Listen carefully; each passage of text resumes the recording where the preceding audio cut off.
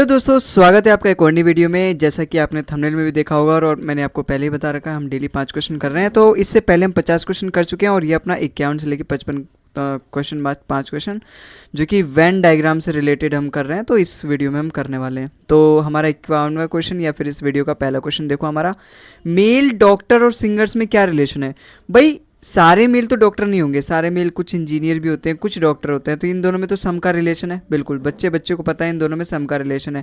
अच्छा, कुछ doctor singer भी हो सकते हैं। देखो सिंगर, टीचर, ये कुछ ऐसे प्रोफेशन है ना जो लगभग मोस्ट ऑफ द प्रोफेशन के साथ फिट बैठते हैं।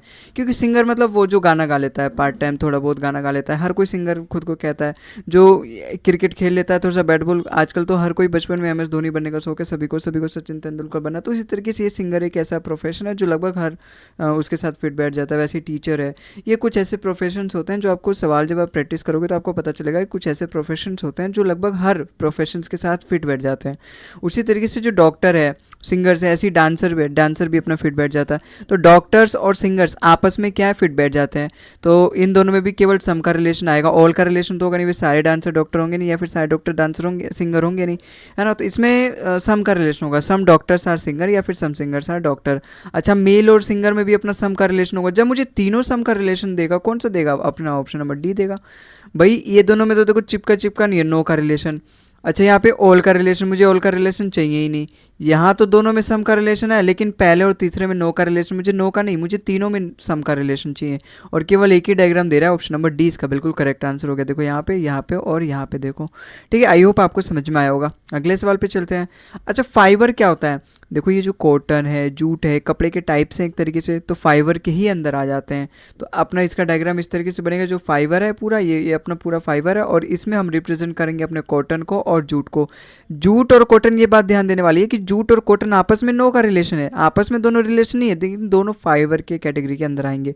तो अपना ऑप्शन नंबर डी इसका बिल्कुल करेक्ट आंसर हो जाएगा। यही बेस्ट वेन डायग्राम है जो कि इस पूरे इसको सही से रिप्रेजेंट करता है। अगले सवाल पे चलते हैं। अच्छा, फ्लावर, स्टेम और रूट। भाई फ्लावर अलग चीज़ है यार, फूल अलग चीज़ है, स्टेम अलग चीज़ है, रूट अलग चीज़ है, तीनों अलग चीज़ है। ऑप्शन नंबर सी इसका बिल्कुल करेक्ट आंसर। ये तो बहुत ईजी सवाल था। अगले सवाल पे चलते हैं। अच्छा देखो, कॉपर अलग चीज़ है और आयरन अलग चीज़ है, दोनों है मेटल। तो ये मेटल दे रखा है, इसका मतलब कुछ इसका इस तरीके से डायग्राम बनेगा। Option number B. देखो ये कॉपर ले लिया मैंने, ये आयरन ले लिया, ये अपना पूरा मेटल है। भाई दोनों में तो नो का रिलेशन, कॉपर अलग मेटल है, आयरन अलग मेटल है, लेकिन है तो मेटल, तो मेटल वाले वेन डायग्राम में आ जाएगा। ठीक है, तो आई होप आपको ये भी समझ में आएगा। ऑप्शन नंबर बी इसका बिल्कुल करेक्ट आंसर है। अगले सवाल पे चलते हैं। अच्छा ये देखो, एक अपना नया क्वेश्चन है। इसको आप मान लो ए, इसको आप मान लो बी, इसको आप मान लो सी।